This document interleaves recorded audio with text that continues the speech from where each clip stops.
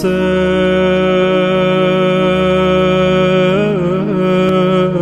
جانے گرامی یہ ایسے ایسے اعمال ہیں کہ آپ کو اہل بیت علیہ السلام کا کوئی عمل لے لیجئے. کسی نے علامہ طباطبائی سے کہا آغا میں مسائل کے سیلاب میں ڈوب رہا ہوں, مسائل کے سیلاب میں. اتنے مسائل ہیں کہ زندگی مسائلستان بن گئی, مسائلستان بن گئی ہے کہ چاروں طرف سے مسائل میں گھر گیا ہوں. تو کیا کروں, مجھے لگتا ہے میری زندگی ختم ہوتی نظر آ رہی ہے, کچھ کام نہیں ہو رہا.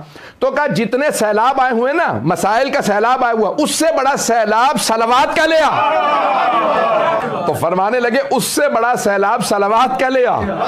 جو سارے کے سارے مسائل کو صلوات میں ڈبو دے گا تو خود بخود زندگی آسان ہو جائے گی. زندگی کے اندر مسائل حل ہوتے ہیں تو صلوات سے ہوتے ہیں. تو کہا اگر چاہتے ہو زندگی رواں چلتی رہے, اس میں ہرڈلز نہ آئیں, رکاوٹیں نہ آئیں اور پیچیدگیاں نہ آئیں, تو کہا کیا جائے؟ کہا صلوات زیادہ سے زیادہ پڑھتے رہو. توجہ ہے نا جانے کی.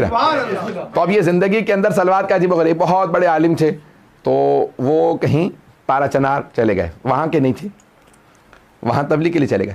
تو پارا چنار کے مومنین نے مجھ سے نقل کیا, کہنے لگے ہم نے ان سے پوچھا کہ بھئی آپ یہاں تبلیغ کے لیے آئے ہیں, تو ذہن میں کیا ہے آپ کے؟ پشتو بھی نہیں آتی, آپ مقامی عالم بھی نہیں ہیں, ہمارے ہاں قبائلی نظام ہے, سب شیعہ ہیں لیکن آپس میں سب میں لڑائیاں ہیں.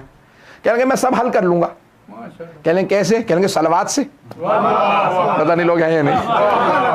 تو کہنے لگے کہ لوگ مذاق اڑاتے ہوئے باہر آ گئے, کہنے لگے یہ بیچارہ بالکل ہی پیدل ہے کہ یہ صلوات سے ہر چیز حل کر لے گا. تو کہنے لگے کہ دیکھا کہ 1-2 سال کے اندر سارے قبیلوں پہ انہی کا نفوذ. بوڑھا آدمی نہ لڑ سکتے ہیں نہ بندوق چلا سکتے ہیں, کیونکہ ہمارے قبائلی ہر قبیلے کے پاس بندوقوں کی پوری لسٹ ہے کہ بھئی کس کے پاس کتنی بندوقیں. کہنے لگے ہمارا علاقہ قبائلی علاقہ لڑا کے لوگ. کہنے لگے کہ ہم لوگ, کہنے مولانا نڈر شجاعت دلیر, آپ کو پتا پٹھانوں کی شجاعت مشہور ہے. تو کہنے لگے کہ وہ سارے کے سارے نڈر لوگ. کہنے لگے دیکھا یہ ایک بوڑھا آدمی واقعاً سب پہ روب ہے, کسی قبیلے کا سردار ہو اس کے روب میں ہے. تو ان سے کسی نے پوچھا بھئی آپ کے پاس کیا ہے؟ کہا صلوات ہے. تو کہنے لگے اب اگلا منصوبہ کیا ہے؟ کہا یہاں پہ مسجد بناؤں گا بہت بڑی. کہنے لگے کیسے؟ کہنے لگے صلوات سے. پتہ نہیں لوگ ہیں یا نہیں. وہ مسجد بن گئے. کہنے لگے آقا اب کیا کیجئے گا؟ کہنے لگے یہاں امام بارگاہ بناؤں گا. کہنے لگے کیسے؟ کہنے لگے صلوات سے. کہنے لگے آخر میں یہ عالم ہو گیا تھا, ہر آدمی کہنے لگا تھا کہاں جا رہے ہو؟ کہا صلوات کے پاس جا رہا ہوں. کہ مولانا کا نام, یعنی اس حد تک انہیں صلوات پہ یقین تھا. اور کہنے لگے کبھی بھی کوئی آدمی کسی بھی لحظے میں ان کے پاس چلا جاتا تو ایک ہی کام میں نظر آتے تھے, اگر نماز نہیں پڑھوا رہے تو صلوات پڑھ رہے ہیں.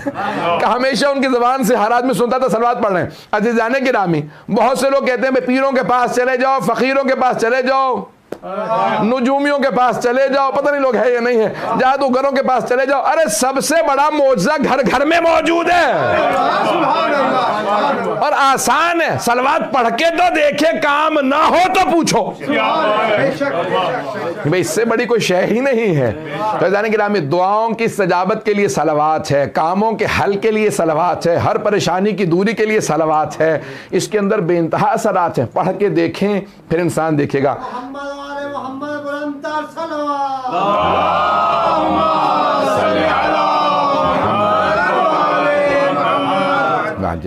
غور فرما لے.